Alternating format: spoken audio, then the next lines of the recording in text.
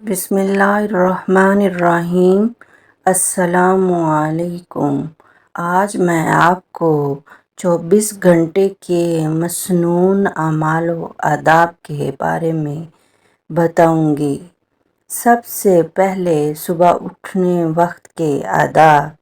نیند سے اٹھتے ہی دونوں ہاتھوں سے چہرے اور آنکھوں کو ملنا تاکہ نیند کا خمار دور ہو جائے۔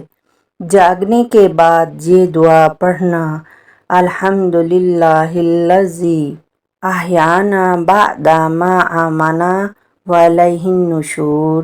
سو کر اٹھنے کے بعد مسواک یا برش کرنا۔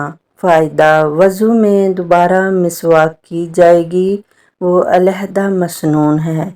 سو کر اٹھتے ہی مسواک کر لینا علیحدہ سنت ہے۔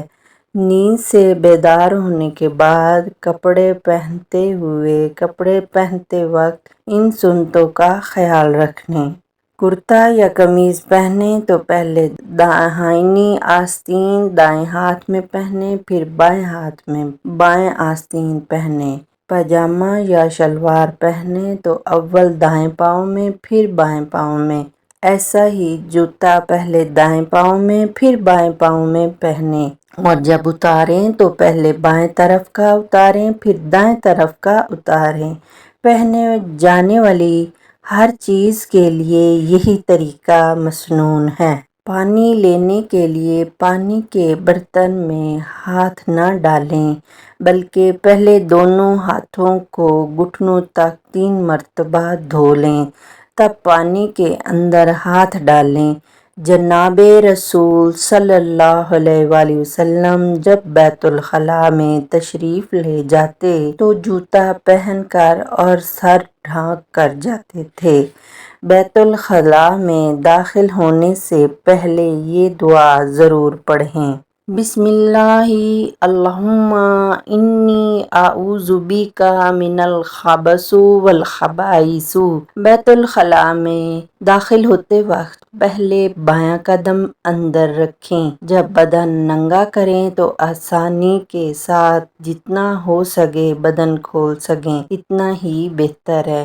انگوٹھی یا کسی چیز پر قرآن پاک کی آیات یا رسول پاک صلی اللہ علیہ وآلہ وسلم کا اسم مبارک لکھا ہوا ہو اور وہ دکھائی دیتا ہو تو اس کو اتار کر باہر ہی چھوڑ جانا چاہیے۔ وہ تعویذ جس کو پلاسٹک یا چمڑے میں بند کر لیا گیا ہو، کپڑے میں سی لیا گیا ہو، اس کو پہن کر جانا جائز ہے۔ رفع حاجت کے وقت قبلہ کی طرف نہ چہرہ کریں نہ پیٹھ، جنوباً شمالاً یا ٹیڑھا ہو کر قبلے سے پھر کر بیٹھیں۔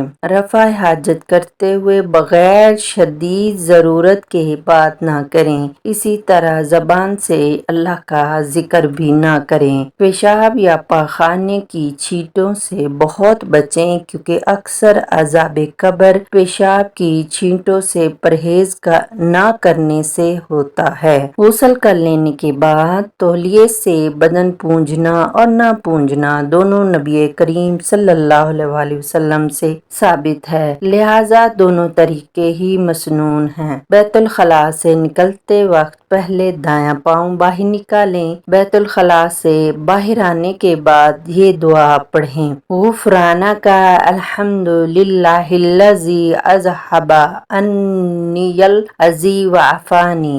سنت کے مطابق اچھی طرح وضو کیجیے۔